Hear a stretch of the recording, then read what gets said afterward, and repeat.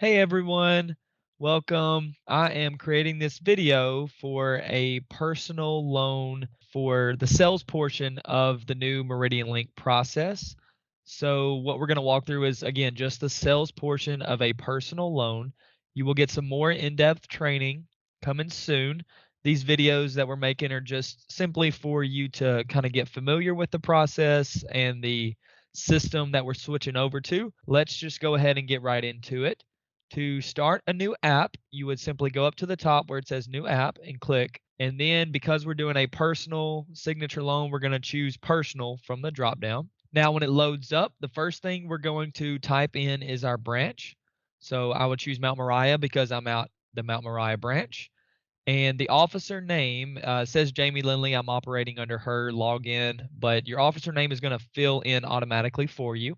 Now, again, when we drop down to the next line, the personal loan type, we have a few options: a CD secured, share secured, and personal. So because we're doing a personal loan, we're going to choose personal, and then the purpose type. The drop down here, we have a few options. Now, in this case, we're going to choose signature loan. However, we have multiple options here for different things that we might do under a personal loan type.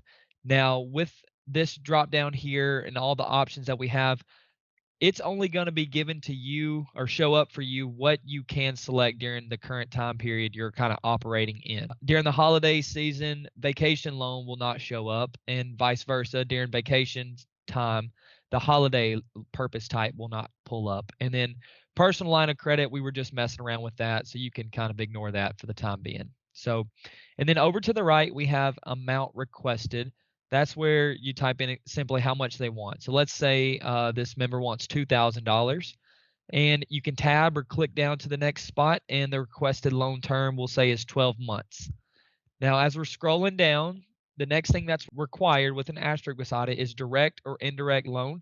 Now, as you all know, we only do direct lending, so you can just leave that at the default and keep scrolling. Now we're to the personal information. So we're going to type in the member's social security number in the box, and you can click core lookup to see if we can import our member. So just like in account opening, we can import Marisol test case into our application here for this loan. Now it pre-fills all the information, but also just like an account opening, we want to make sure that all this information is updated and correct. Notice how Marisol's mother's maiden name did not pull over, so we're going to put in her mother's maiden name of Test. Confirm all this information is accurate and updated, and then we can scroll on down to the next portion, which is the current housing.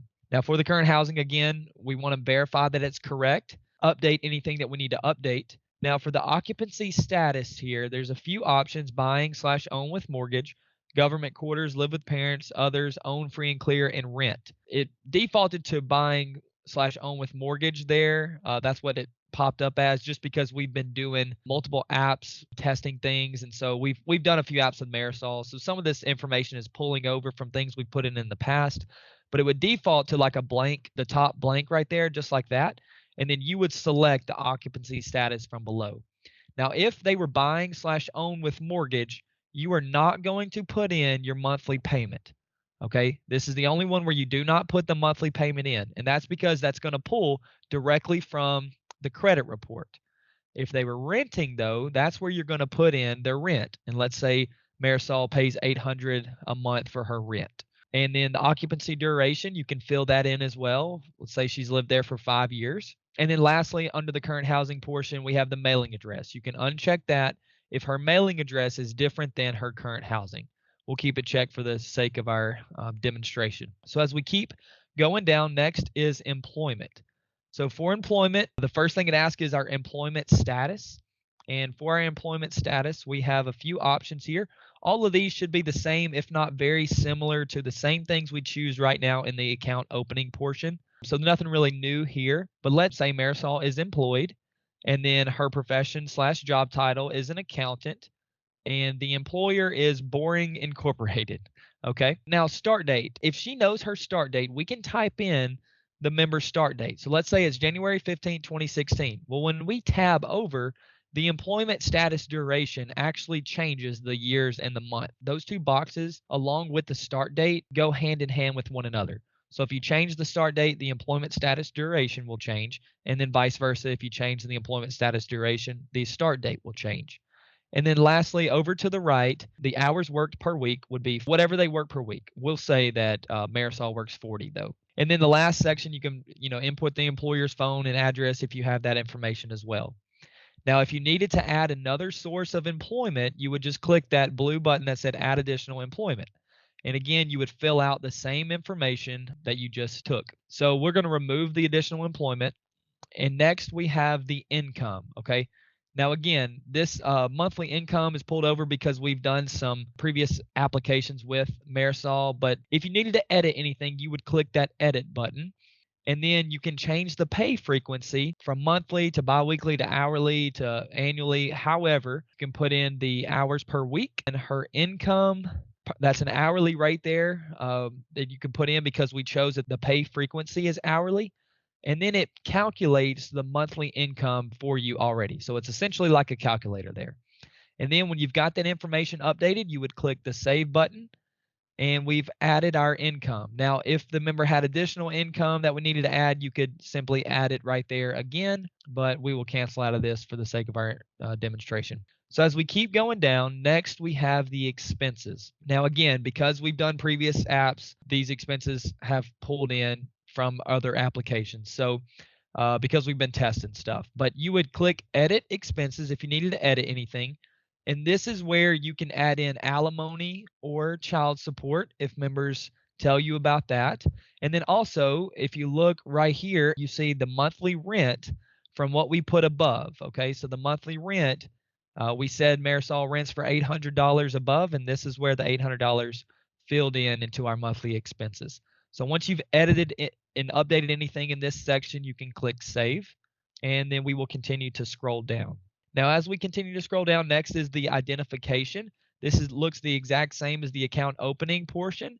Just make sure that we have updated information here, that the driver's license looks correct, the ID number matches the state, the issue date, and expiration date. If anything's expired or needs to be updated, we need to update that.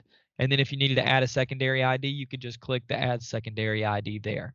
Now, as we keep scrolling down, next is references.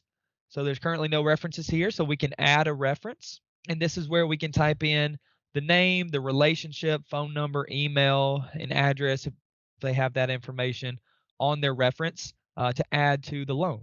So just as a reference, but we're not going to do that. We can just remove the reference. And as we keep scrolling down, next we have add additional applicant.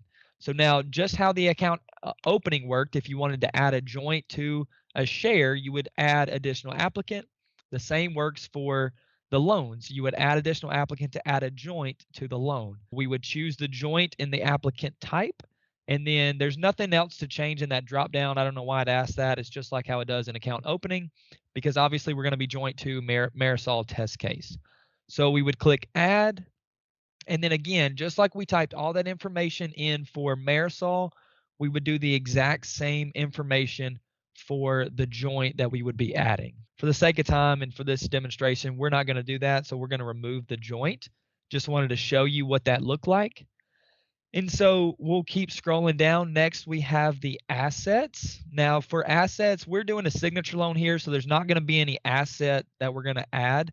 The only time you would add an asset is if you were doing a shared secured or CD secured loan. In the case here, I'm just doing a $2,000 signature loan. We're not going to add any assets to this. And last thing under the application part is providing the purpose of the loan. So we click the drop down and there's all kinds of different options here to choose from the purpose of this loan. Let's say this is going to be used for furniture expenses. Once you've clicked that and filled everything out above, we're done with the application part. All we have left to do now is click order credit and save.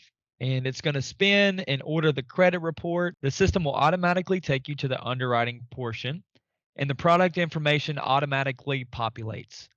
Now, because Marisol was not instantly approved, it shows referred products up at the top. And also, you can click on the view referral reasons to take a glance at exactly why Marisol wasn't instantly approved. Now we need to select a product by clicking the blue select button.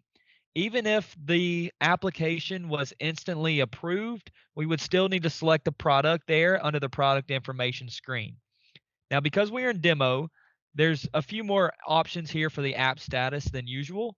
So what we would do is we're either going to see referred or maintain current app status.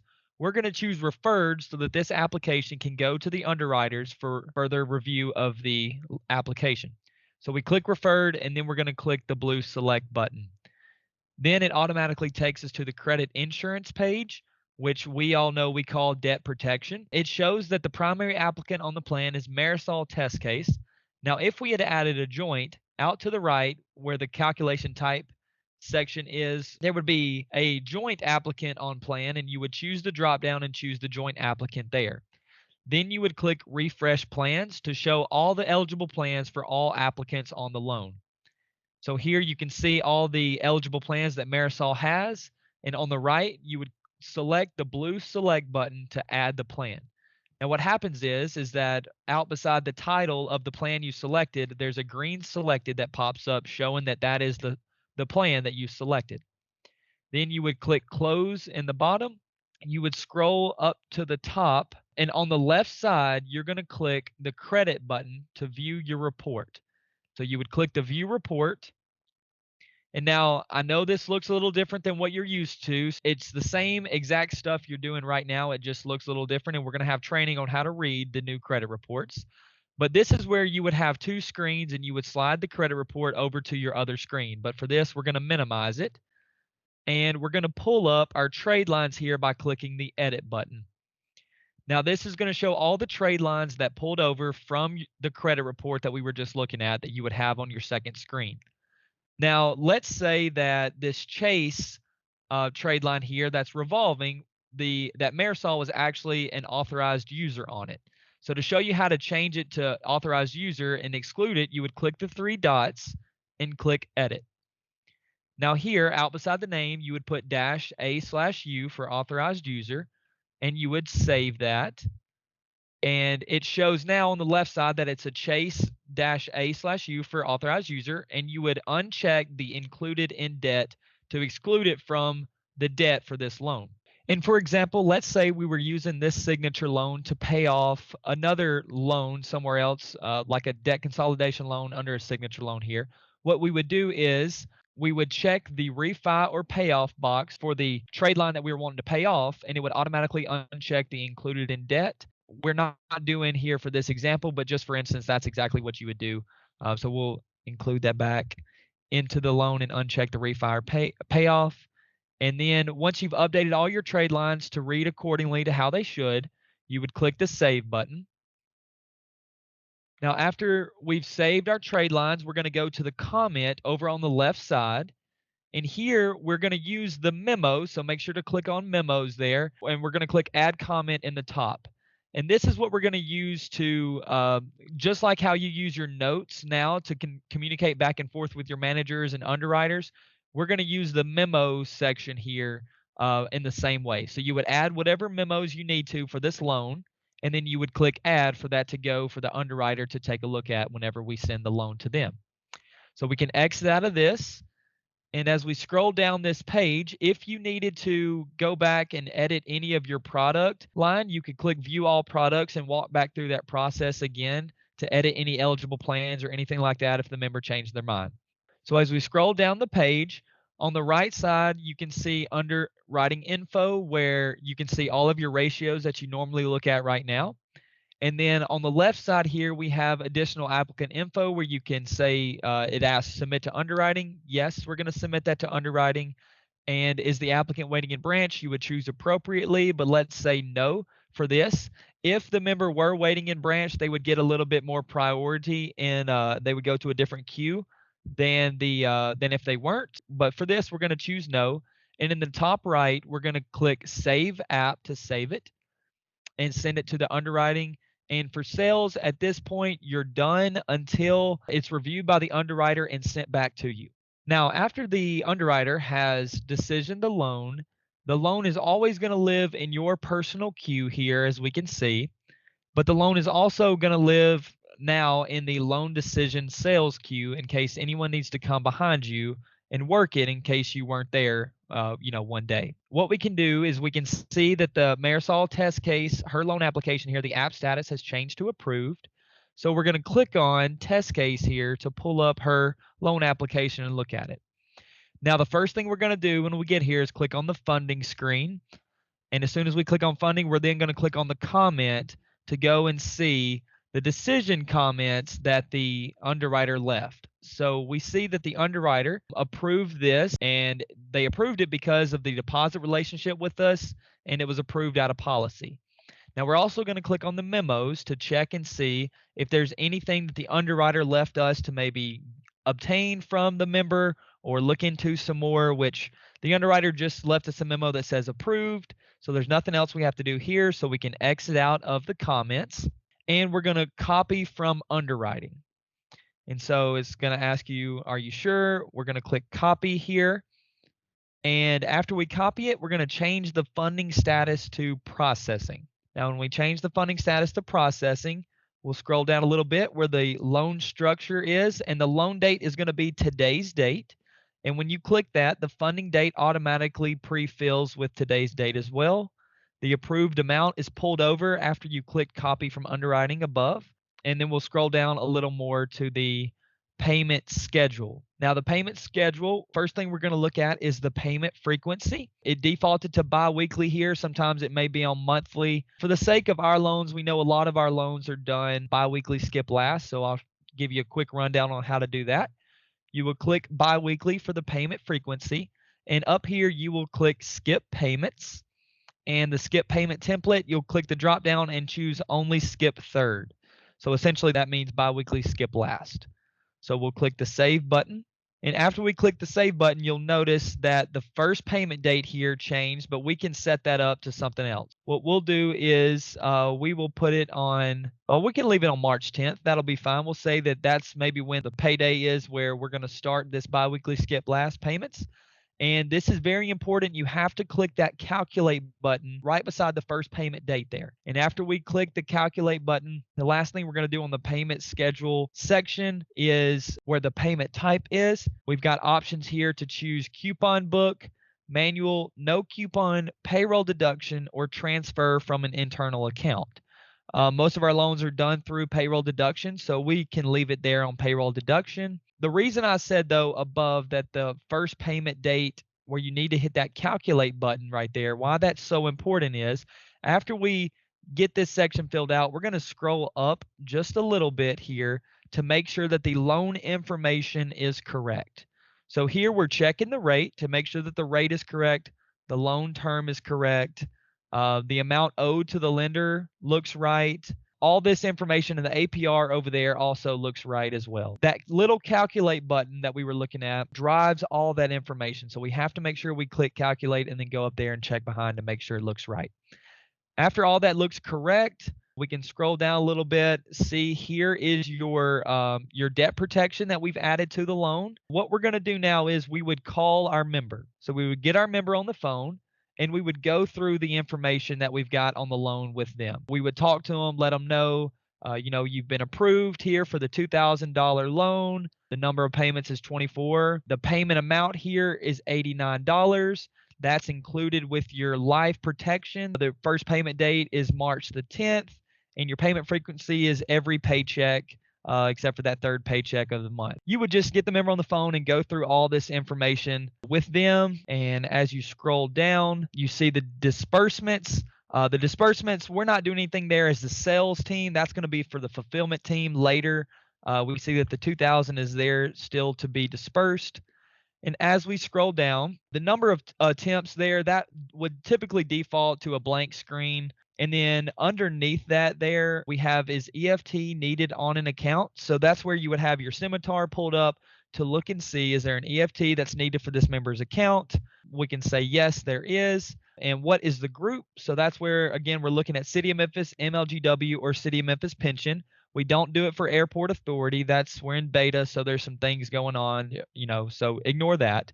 So let's say if they do work for MLGW, then it's going to ask this custom question here of what's your employee number, where we would type that in for them as well. Okay, so just wanted to show you those extra little steps there. But let's say we don't actually need an EFT. And then the next question is payroll deduction needed? If we chose yes, it would populate a payroll deduction in the document section. But let's say no, again, you would look to see in Symitar if it covers it and everything, and if we needed to add a payroll deduction there. And then the last thing we have to do is this loan ready for QA? If we've talked to the member and we've gone through all of the information that we looked at above, then yes, and it's correct, then yes, it's ready for QA. What we would do is we would save it after we've done that, and then just like that, you as the salesperson would be done, but it would then go to QA for them to come behind you and look and make sure everything looks correct. Now, looking at this screen, though, where the additional applicant info, that first question that I kind of skipped over a little bit, where it says number of attempts to contact member, if for some reason when you contacted the member to walk through all the information on their loan and you didn't get in contact with them, you would click 1 there to show that you reached out to them one time and you tried to get in contact with them, but they didn't answer. You would then click on the comment over here. Sometimes it takes a double click. And then we click on memos, and then we would add a comment. And this is where we would put reached out to member, member didn't answer, left voicemail, also sent Eltropy to give us a call back, and we would save that comment. We would add it. And that way we'd have it in our notes per se that we can go back and look at, and we would leave that the number of attempts to contact our member at 1. So I just wanted to explain that to you in case you called the member and didn't get in touch with them. But for our example, let's say we did, and we've answered all the necessary questions there. And I'm just going to resave it just to make sure that it's saved properly. And once we've saved it, we would then click home. You can get out of the app. And like I said, QA will come behind you to check and make sure everything looks good. And we will continue the loan process with someone else.